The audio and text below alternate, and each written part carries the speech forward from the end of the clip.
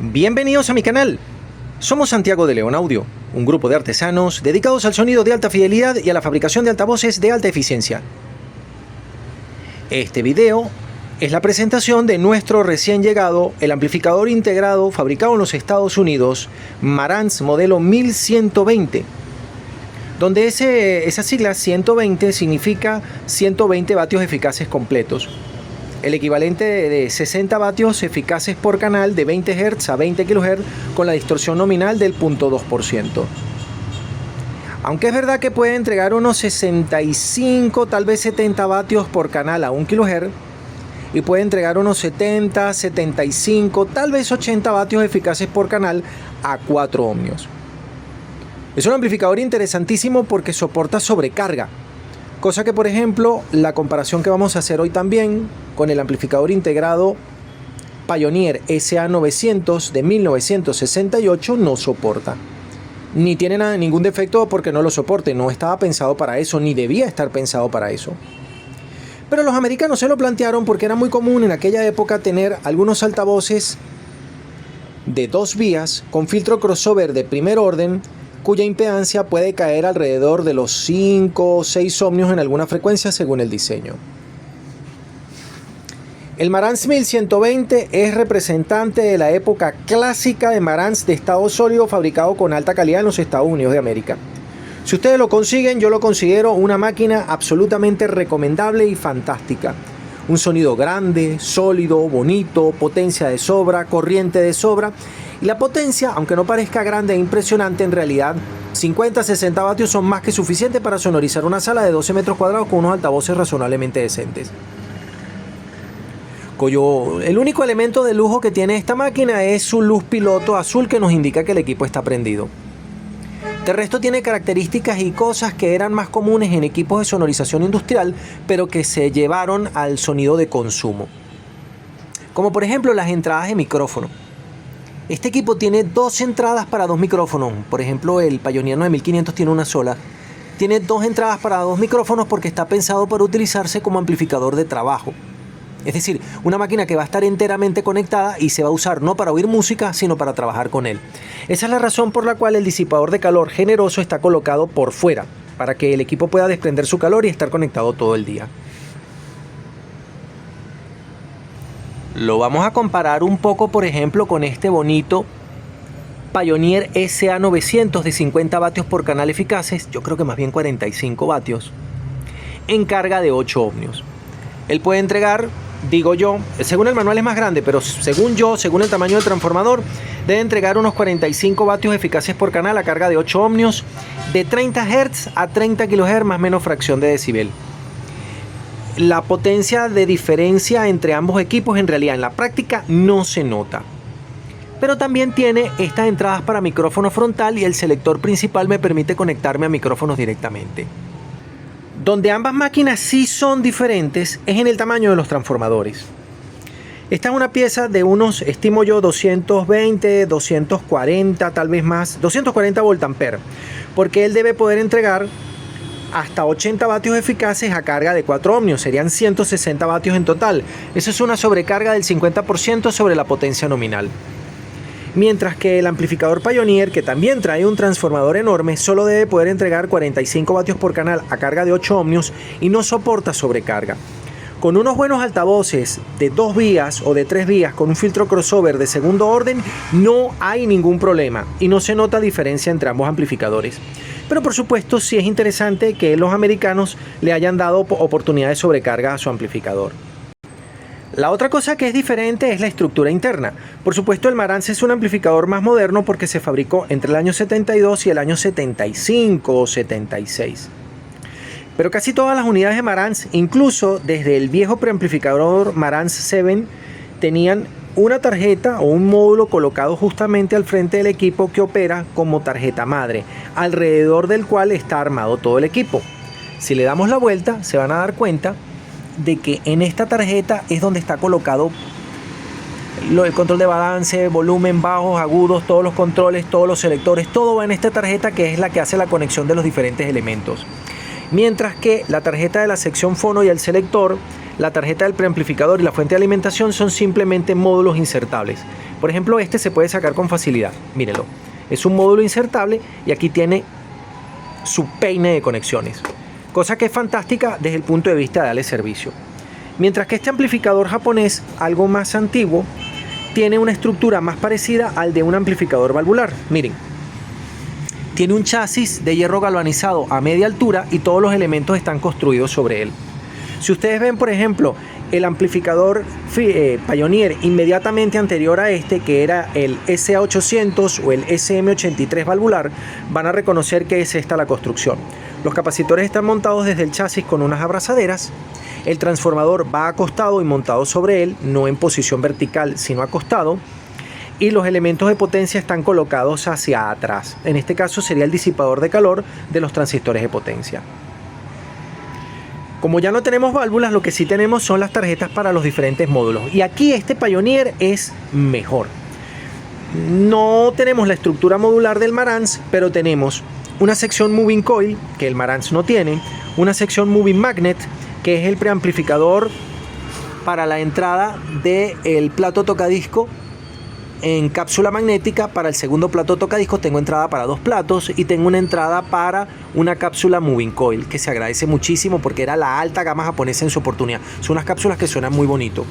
Mientras que del lado de Marantz no tengo esa sofisticación, solo tengo una entrada fono y una sección fono que está construida en esta tarjeta. Desde ese punto de vista, el amplificador Pioneer es más completo, pero tiene más cosas que son parecidas y compatibles, y comparables, mejor dicho. Por ejemplo, en aquella época era muy común tener un control de tonos separados para bajos y para agudos por canal. Entonces, este equipo, que es de una gama interesante, una alta gama, tiene control de bajos y agudos para el canal izquierdo, bajos y agudos para el canal derecho. Y el Pioneer también los tiene. Tengo un control de bajos y agudos para el canal izquierdo, de bajos y agudos para el canal derecho. Pero aquí hay una diferencia. Mientras el control de tonos de Marantz se hace con unos potenciómetros deslizables, unos fader, en el Pioneer tenemos unos multiselectores rotativos con los componentes discretos que permiten pasos de 3 decibeles que son más sofisticados y más parecidos a la calidad de construcción de un preamplificador de alta gama. Así que desde el punto de vista técnico y operativo y de construcción, aquí el Pioneer es superior. Nuestro Marantz tiene filtro subsónico y ultrasónico de primer orden. No tiene nada de malo, tienen una pendiente de 6 decibeles por octava, pero para algunos problemas en particular no serán suficientes. Aquí nuestra unidad Pioneer es superior, porque los filtros subsónico y ultrasónico son activos con retroalimentación negativa, global y de segundo orden con una pendiente de 12 decibeles por octava.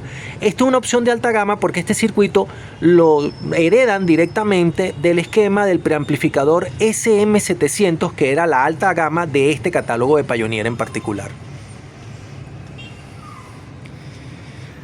Respecto del proceso de señal, la sección fono, que la podemos ver aquí, es una etapa de 3 transistores acoplados directamente.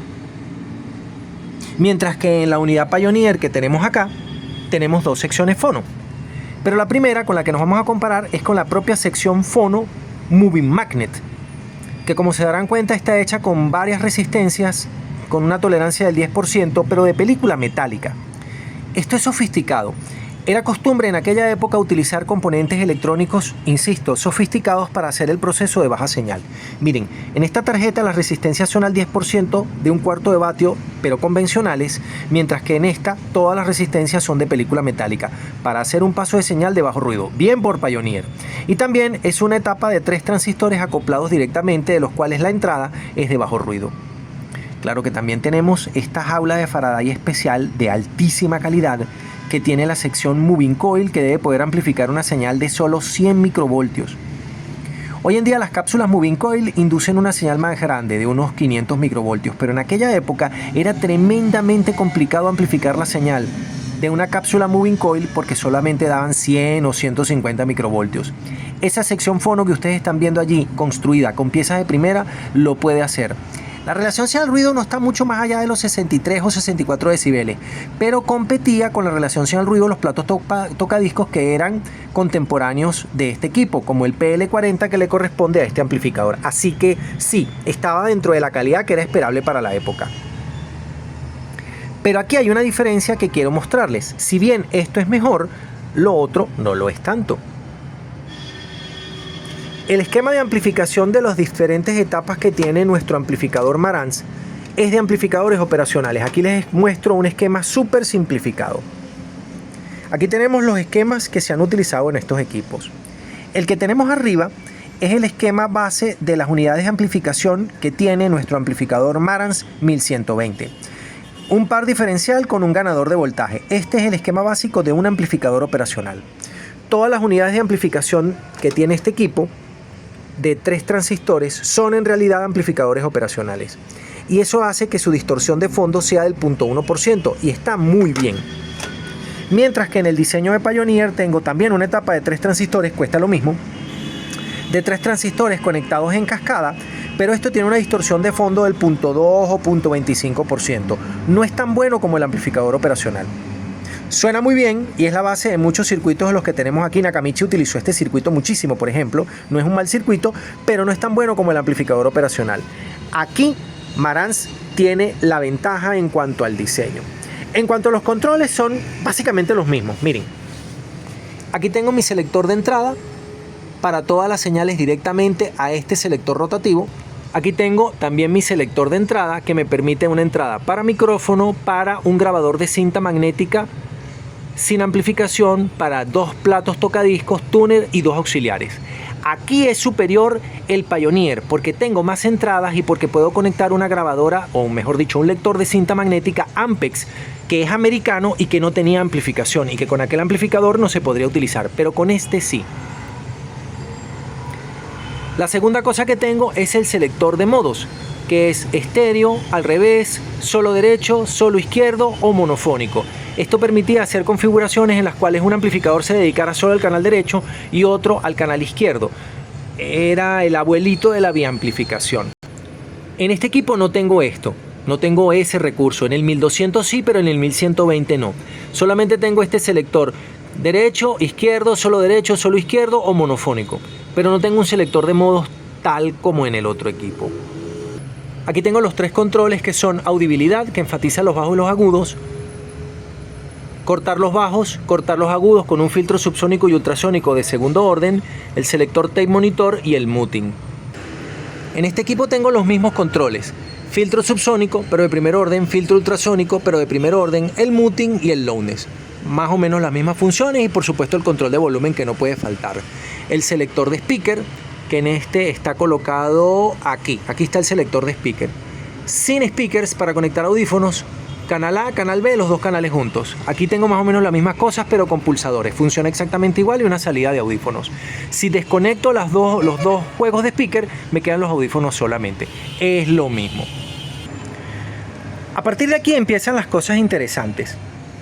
La fuente de alimentación de nuestro SA900 depende toda de este enorme capacitor electrolítico de 3300 microfarad por 100 voltios que se filtra en esta pieza, y abajo hay una fuente de alimentación que tiene un voltaje estabilizado de más 25 voltios para alimentar las 4 tarjetas del pre. 3 están aquí arriba y la otra está por la parte de abajo del amplificador. Son 4 tarjetas.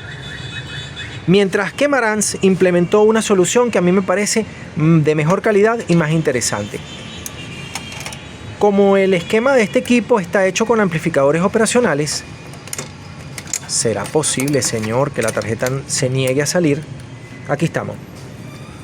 Tengo una fuente de alimentación partida y simétrica que depende de este puente rectificador de 4 diodos pequeños que están acá.